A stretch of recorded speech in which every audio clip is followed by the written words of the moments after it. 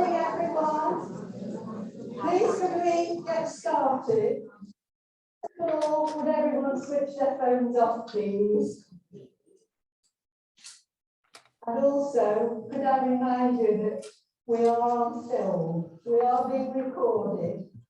So anyone want to brush their hair or whatever?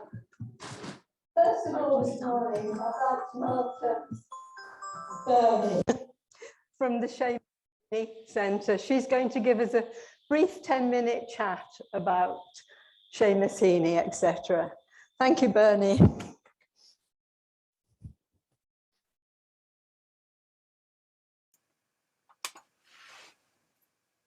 you very much, Barbara. I'd like to thank Alan for the opportunity to come today to speak to you. My name's Bernie. I'm from Seamus Heaney Home Place in Balahi. I think I recognise a few faces that have been in through our doors already. But today I would just like to take the opportunity to explain to you a wee bit about what we do at Home Place. So Home Place, you will be immersed in the life and works of Seamus Heaney Home Place. And Seamus Heaney, the man himself. So Seamus Heaney was raised in a small farm in rural South Derry. He had a remarkable impact on people across the globe. Since his passing, his words continue to echo through countries and generations. In 1995, Seamus Heaney received the Nobel Prize in Literature, joining 3 other pioneering Irish writers who have also been awarded this prestigious accolade. Throughout his life, he also worked as a lecturer and taught in some of the most esteemed universities in the world, including Oxford, England, US colleges, Berkeley, and Harvard. Seamus Heaney was a poet who made the ordinary extraordinary and took the simplest, mundane, and turned it into something magnificent. Seamus Heaney Home Place opened in 2016. Home Place is an exceptional, emotional experience, especially as it's centered in Seamus Heaney's heartland, the place where he was born, the place where he grew up, and the place where he chose to have his final resting place, Balahi. The Seamus Heaney exhibition. Our exhibition takes you on a personal journey through the story of Seamus Heaney's life, introducing them to the relationships that shaped and inspired him. His parents, his siblings, his wife, his children, his friends, neighbours, and also even Carlo, the family dog. It is a true insight into what life was like growing in rural Ireland. The New York Times describes the exhibition. The gleaming new home place is a testament to the love of Heaney and his works. New York and The Guardian, the space itself is a wonder.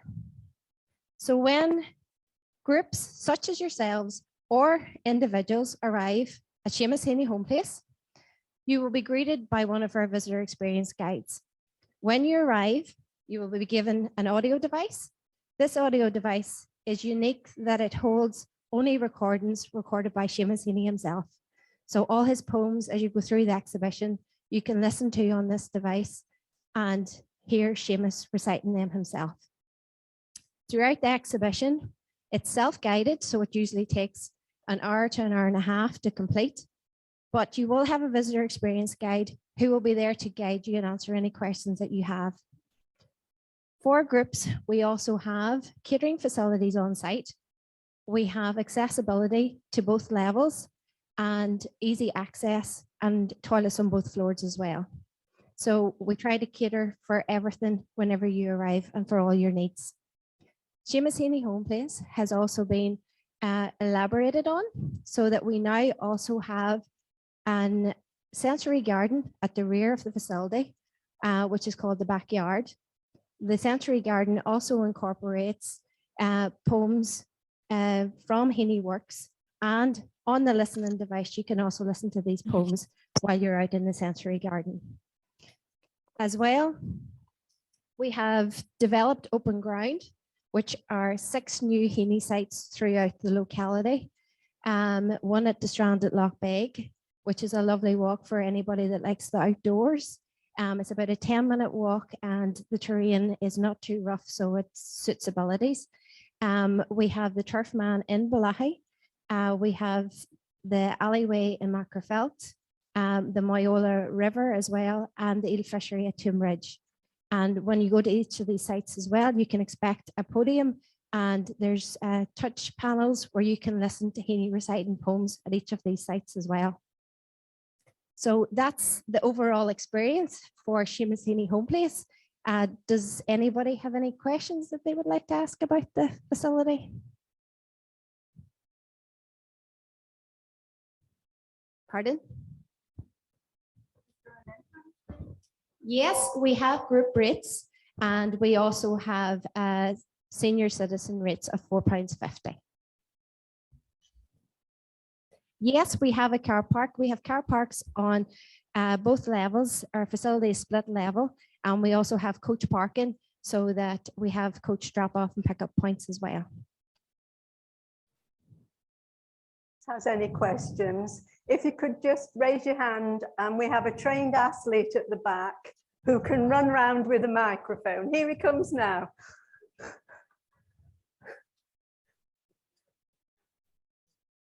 I'm looking for No, you say, Yeah. there you go.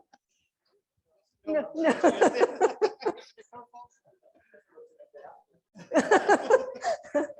Thank you, William. Okay, thank Yeah, you very thank much. you. I appreciate your time. Thank you.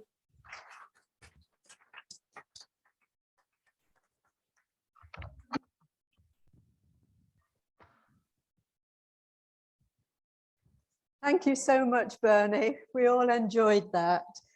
And now we'd like to welcome Patricia Cosgrave, watercolour artist, to talk about her book, The Treasures of Ireland.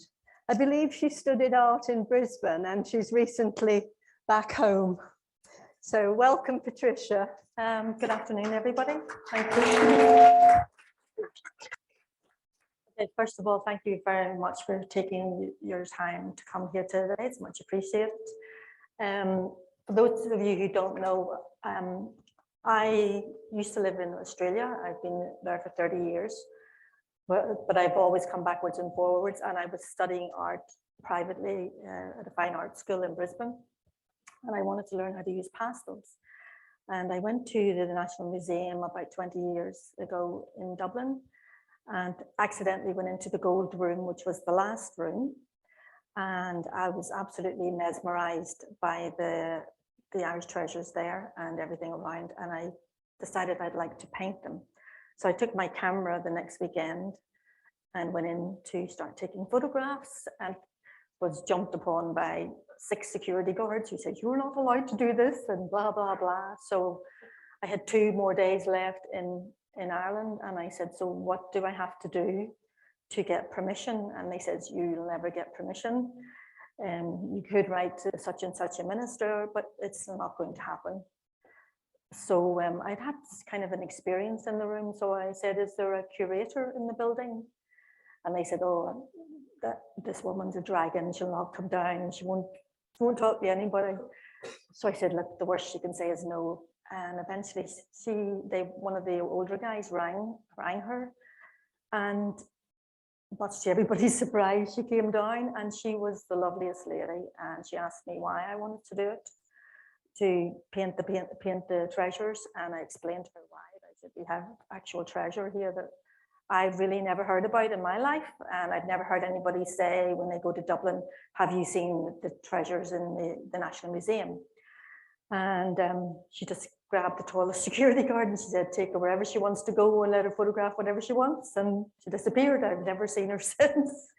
So hence the book came about. I was originally going to do a calendar, but I thought that gets stuck to 1 year. So it's an eternal diary or travel. So it's actually designed to be a proper journal or diary, and there's sections at the back for notes. So each page of the book has a painting, or the main 12 main paintings. So you have the painting on the right hand side and the story, which I researched historically. So I'm not an historian. I'm not a professional artist. I just really love art, and you can see 3 of the original paintings in front of you. So if I make mistakes or get my date wrong, or you can rectify it all, please feel free to put your hand up at the end. So, but I want you to enjoy the artwork first, foremost, and then the story behind the artwork. I was explaining to Ellen, who's your secretary, that I noticed when I was doing the research that it must have been mostly men doing the research, because my questions were very different to the questions that the people who worked in the museum. So I wanted to know what happened to certain people, where they went afterwards, how did this find affect them? And they said, we don't have any data on that, but I found some. So let's start with the original, the cover, which is the Ardagh chalice. The Ardagh chalice was, so I'll just click to that first so you can see the detail. So the Ardagh chalice was made around the 8th century AD. It's made of gold, spun silver, and bronze, and it's actually in 3 sections. So each section is separate, but it's really intricately designed. It has 350 separate pieces on it, and it has 248 separate patterns for those of you who are artists, because that's actually quite detailed. But also, apart from the detail on this and here, underneath the base, there's a huge rose quartz gemstone with more of this work. So when they're showing this in the museum, this is on a glass panel, and below it there's a mirror so that you can actually see this, right? And then this gold filigree band here has, and you can't see it really with the naked eye, inscribed below it are the names of 11 apostles, and they just got rid of Judas, and St. Paul, but it's really hard to see with the naked eye. And the last time I was at the museum, there were 2 families there with very young children, probably between the ages of 4 and 10. And I waited for them to move, and I was standing in front of the chalice, and this little 8-year-old boy came up to me. He was fascinated by this. He could actually appreciate the artwork, and he said, can you see the inscription below? And I couldn't, but I put on glasses, I could. But it's so fine, the needlework, the pointed work is so fine, you cannot really see it easily. And I have seen a magnified picture of it. And to tell you the truth, I don't know how they did it, because they didn't have the machinery in those days. It's absolutely amazing. Now, the chalice was found by 2 local lads in u3a near Ardagh in County Limerick, Paddy Flanagan and Jim Quinn.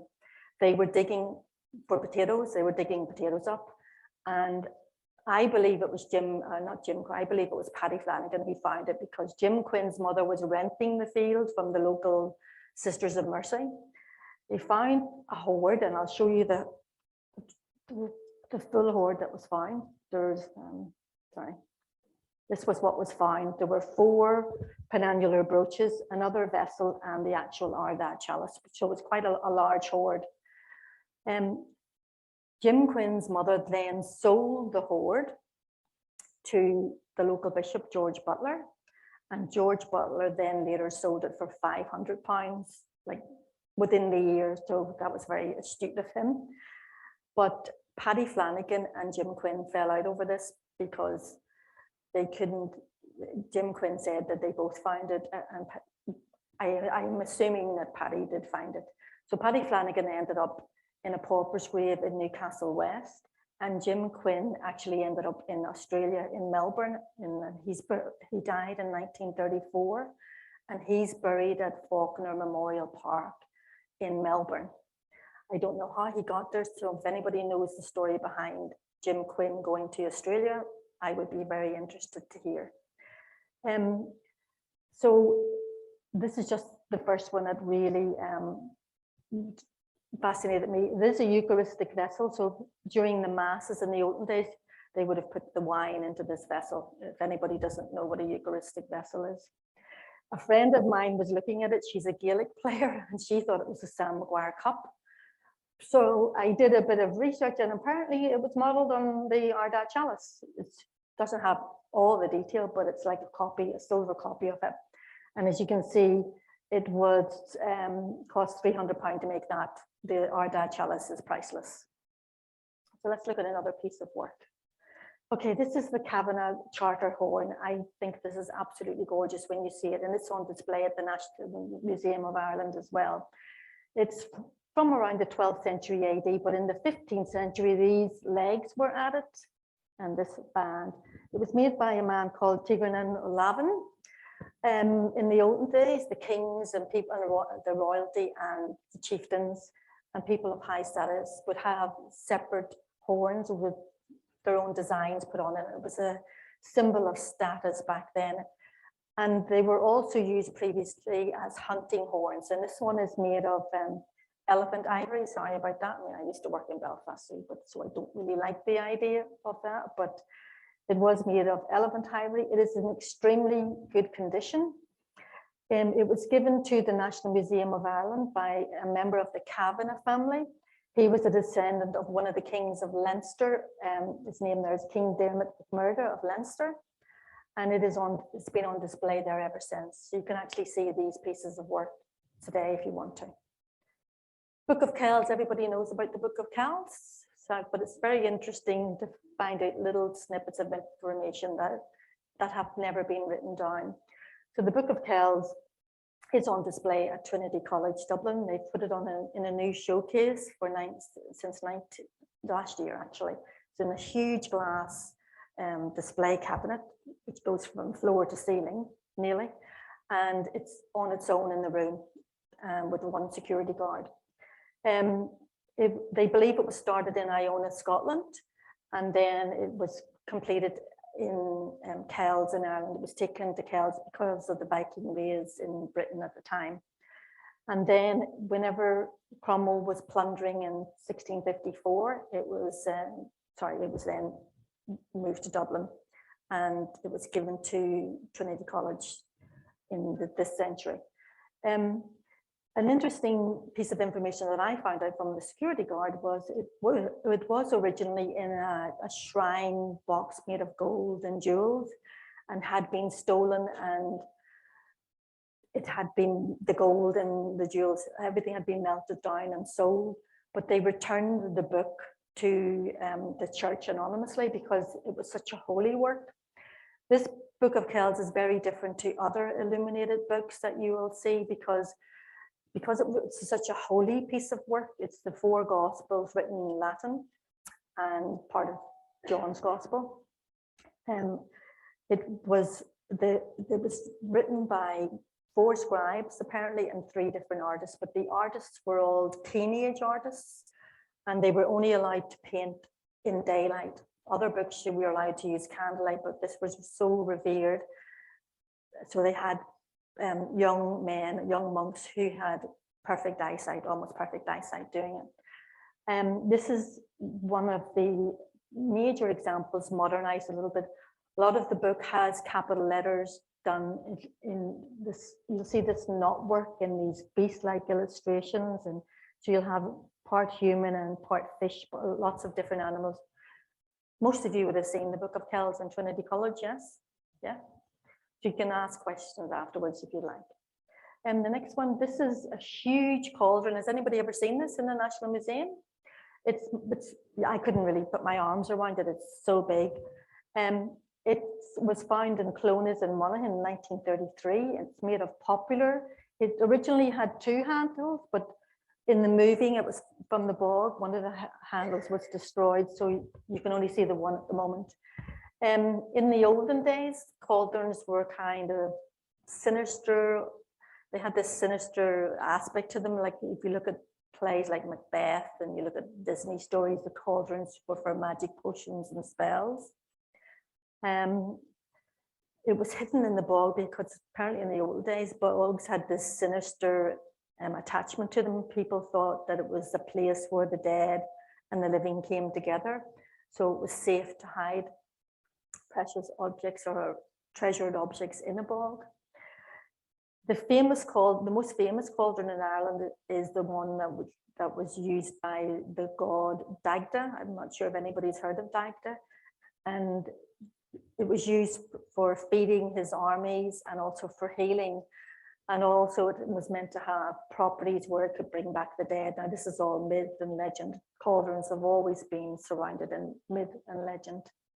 So he would feed his army before they went into battle. And after battle, they would be given more food for healing and also bring back the dead. So for anybody who's into mythology, if I have anything wrong, please let me know afterwards, but that's the story. It's an amazing piece of artwork. This part of the rim has certain spiral-like what do you call it, carvings on it, which is quite typical of that period. Okay, the Broiter hoard, absolutely beautiful. These are miniature pieces of gold, this is made in the shape of an old boat.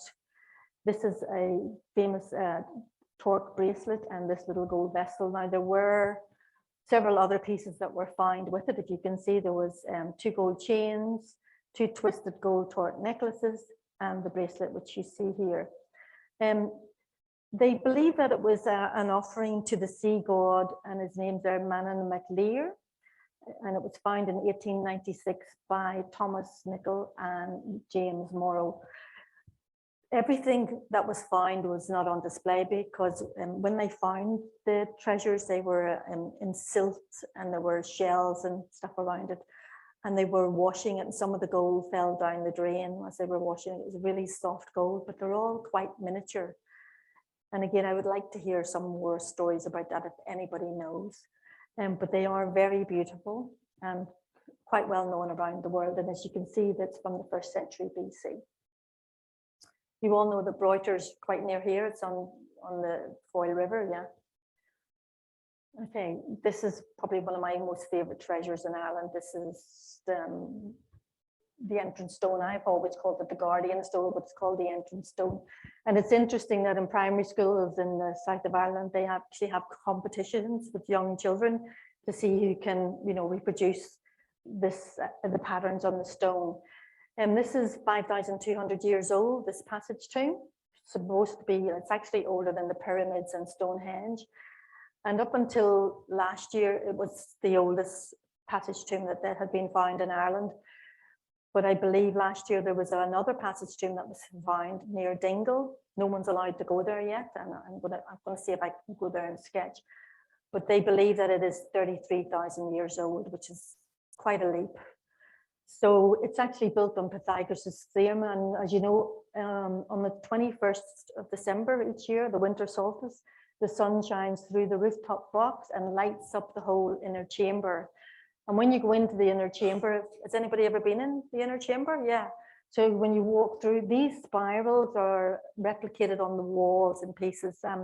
I have a twin sister who speaks fluent Irish. I don't speak any. So we went there one drizzly day and they weren't really letting people in. So she started talking in Irish. So they let us in and there was just the 2 of us. We went into the back and ate sandwiches, and I was just fascinated by the feel of the place. So they said that was actually built on Pythagoras' theorem, donkey's years before Pythagoras was ever born. So it's still surrounded with myth and legend. They're not sure what the spirals mean. Were they a musical story? Were they a map of the stars? They're still not sure. Okay, so was it the changing season? But you'll see these symbols, the spiral symbol, like the infinity symbol, throughout all the artwork in Ireland. Okay, the Killamary brooch. You're all very familiar, I'm sure, with the Tara brooch. These are penannular brooches made in separate pieces. This one was found in the 9th century. We don't know who found it. There's no documentation on that. But in 1854, it was found, and it's made of silver, gold with glass and amber.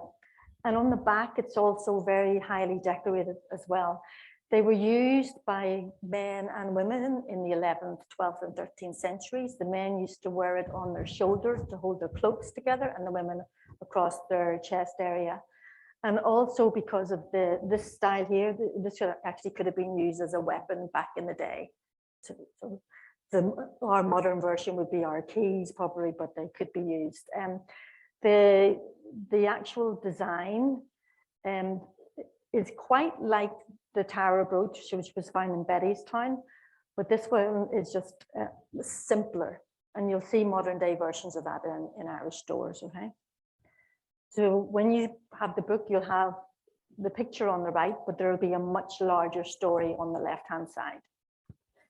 Okay, the shrine of St. Patrick's Hand. Shrines were this shrine encased a relic of St. Patrick. Apparently, back in the day, they used to think that relics of saints had miracle powers, that if you touched the relic, you could be cured, and they were also used for pilgrimages. The church was able to bring in a lot of revenue from the pilgrimages. And this hand passed through many hands, if you'll excuse the pun, producing miracles, whatever. It was given to Bishop Denver in the Diocese of Down and Conor, and the Diocese of Down and Conor have now lent it in perpetuity to the Ulster Museum. So this is on display at the Ulster Museum as opposed to the National Museum. Right? The Clonmaclois crozier, 11th century, as you can see, it's built like a shepherd's staff. It's actually made of oak with bronze and gold sheeting, and these snake-like ringorite, they call them, designs, are very much in line with Viking and Norse designs at the time. It was used in important ceremonies, obviously religious ceremonies. They believe it was made in honor of St. Kieran, who was around in AD 544. It was found in the 1700s when his tomb was opened, along with a brass wire rosary, a chalice, a wine vessel, and the actual crozier. But it is actually absolutely stunning. It stands roughly this high. It's very, very tall. And these are blue, like lapis lazuli gemstones throughout. And this is the silver and the gold. When I painted this, I found a metallic gold pastel. So the original painting actually shines when you turn it. It's like a hologram. Okay, the Tully Lock Cross was found by divers. It was roughly made around the 8th to 9th century. It's highly decorated. It's also massive. It looks like a sword from the distance, so it's from about that height to the ground. This part is much, much longer, so I couldn't fit it into the painting, obviously. 1986, diver found it in the Tully Lock Cross in County Roscommon. It's oak encased with thin bronze sheet, decorated at the front, highly decorated with all these, you know, triskells, these spirals. You can't really see it, but it's very detailed in the book. It also has a picture of a man with his eyes closed at the top and open at the bottom, with two animals on each side, and they're supposed to represent, they think the men represent either Christ himself with the animal material world on each side, or Daniel in the den of lions. I'm assuming the sage bracket would know about Daniel from the Bible, okay? This was hidden also. They think that a lot of the treasures that were found were hidden because of the Viking raids, obviously, right? Also, when this was found, the people who found it tried to sell it to the Getty Museum, and unlike they failed at it. So the people from the president of the National Irish Museum was able to what do we call it? Fix it up, reproduce it as close as possible to its original. And it does have some damage on the back, but it is highly decorated and a beautiful piece of work. Okay, the Dugorymore block wheel, absolutely huge. I don't know if you went to the National Museum in Ireland. You turn to the right and you'll see the altarte, the huge cauldron, and diagonally opposite it is this huge wheel, which is made up of 3 actual pieces. It's and held together by these dowels here. So it's actually 3 planks, and it was found in a bog where they were cutting turf. Richard Mooney, John Mooney were cutting the turf. There's not a lot of information about wheels from this century, okay? Dr. Lucas looked at the depth. It was found at roughly 200 centimeters below the surface, and they tested the flora from the date, and they were able to date it properly. So it's roughly 400 BC. Since then, in 2006, they found ancient wooden tracks that date back to 1100 BC, which talks about wheel transport even then. But the history of wheel transport in Ireland is still slightly vague. This is absolutely massive. That's a beautiful piece of work. This last piece that I'm showing you today, and I'm being very brief about everything today because I don't want you all getting bored. It's a leather satchel found with the Corneum shrine, which depicts Christ on the cross, and was found in Templecross, County Meath, or made around the 13th to 16th century, because that's where these leather bags were used. They don't think the shrine was actually in this bag because the shrine is too expensive. It's made of gold, silver, and bronze. They think that it was used to hold what we used to call prayer books or whatever. And back in the day, monks would carry these kind of satchels around, and the poorer people, it wouldn't be something that kings and the bishops would have had. It would be the monks and the lower classes at the time, lower status at the time. But the stitching in it is almost perfect. You can't really see it, but in the original painting you can. This bit is quite weathered, but this is all in excellent condition. There's fine stitching all the way along here and all the way along the bottom. It's just absolutely beautiful. You can't see it in the museum at the moment. And each time that I've gone to find it, nobody knows where it is. It's somewhere in the dungeons of the National Irish Museum. Now, that's just a very brief history of what you'll find in the book. I don't want to go into too much detail because I don't want you getting bored, but certainly if you have questions, I'll answer them. The book itself, let's go back to the book. At the beginning of the book, I've actually put a map so that when you look at the map of Ireland, you can actually see, yes, that's where St. Patrick's Hand was found. That's where the Protraiture Hoard is up here. That's where the Book of Kells was found. The two wheels were both found. The wheel and the Tullylock horse were both found in Roscommon. So it just makes it easier so you can refer back and find out where each was.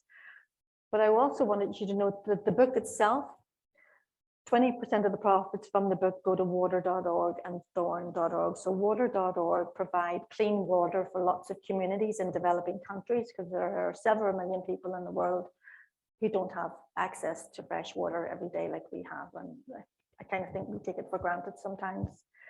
And thorn.org, because I worked in primary schools and I was a specialist teacher, I went into many schools. And a lot of the kids would tell me what they were looking at on computers and stuff. And then Ashton Kutcher, the famous actor, works very closely with thorn.org, and they're protecting our children from online predators. Because as you know, online predators are quite rampant these days, and he's trying to get the European community to shut down sites on the internet, and he has had some success. Right, so I'm going to leave you open to questions now, if you'd like to ask any questions. Thank you, Patricia. That was truly riveting. I thought that was lovely.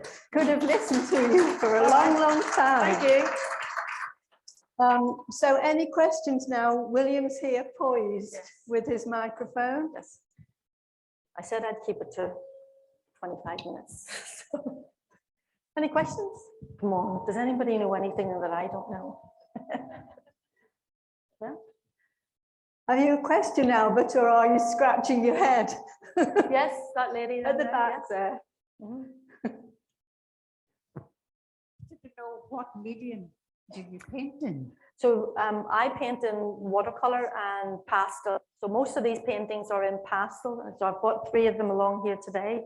These are the original ones from the collection. The collection will actually be exhibited probably in the Waterford Museum or some museum in the future. So these ones are all pastel, but there are 3 of them that are in watercolor. So when I first went to Australia, I did 52 watercolors. I was learning. It's a learning process for me. I did 52 watercolors of Brisbane heritage buildings. And I went to like 4 publishers. Each one of them wanted to do it. So I thought, oh my God. And then that's how you learn the process of publishing. But eventually HarperCollins published it in 1989 back then. But I actually got sponsorship from the largest newspaper in Queensland at the time, the Courier Mail. That's another story. And Telstra, which is like British Telecom. And Toblin's Paints and the Irish Association put on the exhibition, and the Lord Mayor wrote the foreword. The foreword to this book was actually written by Professor Albert Curran, who was a professor emeritus he was at Derry, McGee University, and also here in Coleraine. I don't know if anybody knows Albert Curran, no? So he's a professor of Irish studies, and he wrote a fantastic foreword because he does a lot of research papers, and he never writes a foreword for anybody's book. He only puts his hand to research. And so I was very pleased that he did that for me. I also have a little story. I sent a copy I had a copy hand delivered to Michael D. Higgins and his wife. And Michael D. Higgins sent me back one copy where he signed it and wished me luck and all of that, which apparently he rarely does as well. So he was fascinated by the book and loved it, yeah. That was an interesting question, yes. Are you an artist yourself? Yes. Well, this is me trying. This was me trying. I used to sit in an art class. There were 8 of us, 8 mothers who just wanted to get away for a night. And we were learning how to use pastels. And as we were drawing, we would watch one of us paint and learn what that person was doing. And we just tell stories. And it was like therapy, but not therapy. It was very funny. It's good crack. Anyone else? Are there any other artists in the room? Budding artists? Yeah. So it's interesting what you can do. Like even like learning watercolors. My best friend says we were never taught this in school, and I use hair dryers and toilet roll and all sorts of things when I'm doing watercolors, which apparently is a big no-no. But I find painting very relaxing, and I just like it, you know. So I'm not an historian like Alan here, but I did do research on quite a lot of these, and I sent the research then to the National Museum of Ireland and had it checked by the archaeological researchers there, and they were happy with it. So there's a lot more detail in the book. You'll see, I'll actually show it to you. So each, if I can actually get the pointer out. So this is the Guardian Stone, the entrance stone at Newgrange. There's quite a lot of history attached to that, right? So it's all here. And you know, it's actually a heritage site now called Brua Nabonia, and there's other passage tombs nearby at Naut and Dart, but you probably know all of that. So it's more of a colloquial history, but it is actually historically correct. That's why I wanted them to go by it. The book was, I designed the cover of the book, but the publisher decided to add this fractal, which I liked. So if you have any design questions, that's why that's there. Any other questions? All right, so I will say goodbye then. If anybody would like to have a look at the book, it's on display over here or whatever. But thank you very much again for coming and listening. Thank you again, Patricia.